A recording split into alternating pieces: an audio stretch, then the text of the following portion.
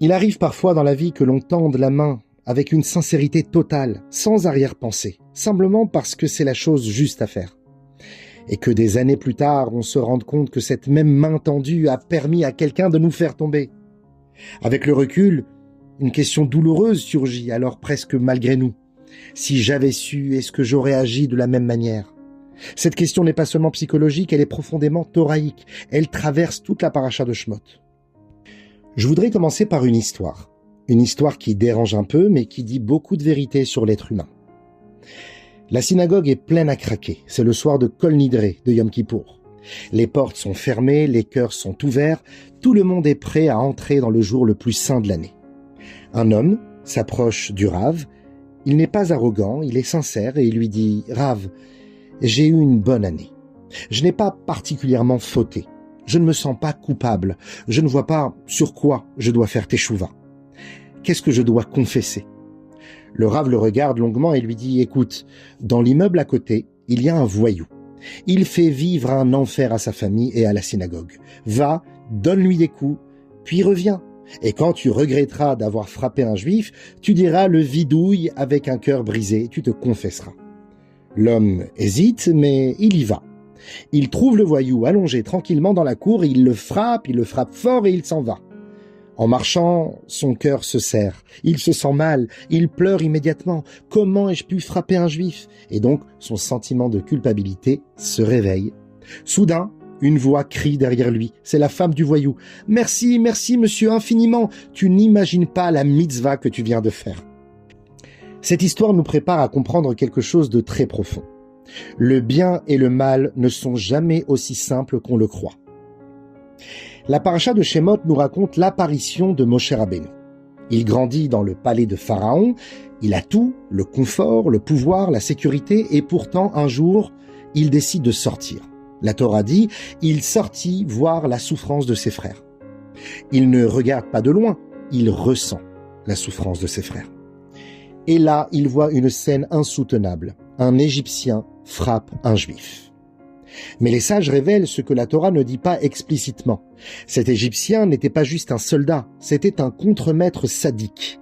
Il réveillait les Juifs à l'aube, et un matin, le Juif sort de chez lui et l'Égyptien entre, et il violente sa femme, Shlomit bat Divri. Quand il comprend que le mari a découvert la vérité, il commence à le battre pour le briser, pour le faire taire. Moshe voit cela. Il voit un juif humilié, un juif écrasé, un juif bafoué dans son corps et dans son âme. Alors il agit. Il tue l'Égyptien et il l'enterre dans le sable. Quelques jours plus tard, Moshe sort à nouveau voir son peuple. Et encore une bagarre, mais cette fois, ce sont deux juifs. Et Moshe ne supporte pas cela. Il s'interpose et dit « Racha, pourquoi frappes-tu ton prochain ?» Et là, la réponse tombe comme un coup de poignard. « Tu veux me tuer comme tu as tué l'Égyptien, Moshe ?» Non seulement il n'écoute pas, mais il va dénoncer Moshe à Pharaon. Moshe devient un fugitif, il doit fuir l'Égypte, il disparaît pendant des décennies, et Israël continue à souffrir sans lui. Rachi révèle, les deux hommes hébreux, c'étaient Dathan et Aviram. Oui, les pires ennemis de Moshe. Ceux qui vont le provoquer, le défier, le contredire, le discréditer, tenter de le détruire pendant toute sa vie. Et pourtant, Moshe leur a sauvé la vie. Le mot « anashim » des hommes apparaît 5 fois pour les désigner dans la Torah. Ici, d'ailleurs, dans notre passage, quand Moshe les sépare, les hommes vont le dénoncer. Plus tard, Dieu dit « car les hommes qui cherchaient ta mort sont morts ». Car le fait qu'ils aient perdu leur richesse, ils sont considérés comme morts. On parle également de anashim. Troisièmement, avec la manne. Les anashim, les hommes en laissèrent jusqu'au matin, chose qui était interdite. Quatrièmement, après les explorateurs, les hommes dirent « retournons en Égypte », encore une fois, Dathan et Aviram, et enfin, avec Korach, lorsque Dieu dit « éloignez-vous des tentes de ces hommes mauvais ». La terre s'ouvre et ils disparaissent enfin. Mais pourquoi ont-ils eu cette opposition tout au long de leur vie ? Le Maharal de Prague explique qu'ils étaient le contrepoids de Moshe et de Aaron. Car face à une sainteté exceptionnelle, il y a une opposition exceptionnelle. Ce n'était pas juste de la méchanceté, c'était une lutte existentielle et d'un équilibre parfait. Mais là, une question qui dérange. Avec le recul, n'a-t-on pas envie de dire Moshe, tu as été naïf. Tu aurais dû les laisser. Tu vois bien que tu as aidé et à la fin tu t'es fait avoir. Et cette question est éternelle, que l'on peut parfois tous subir dans notre vie. On tend la main aux autres, on les aide et à la fin ça nous retourne en plein vers le visage.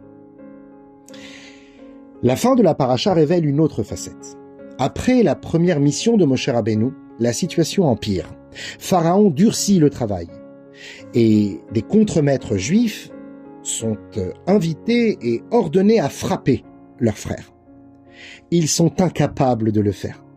Ils risquent leur vie et entrent dans le palais de Pharaon pour se plaindre. Le Midrash révèle que ces hommes, ces contremaîtres, n'étaient autres que Dathan et Aviram, les mêmes hommes.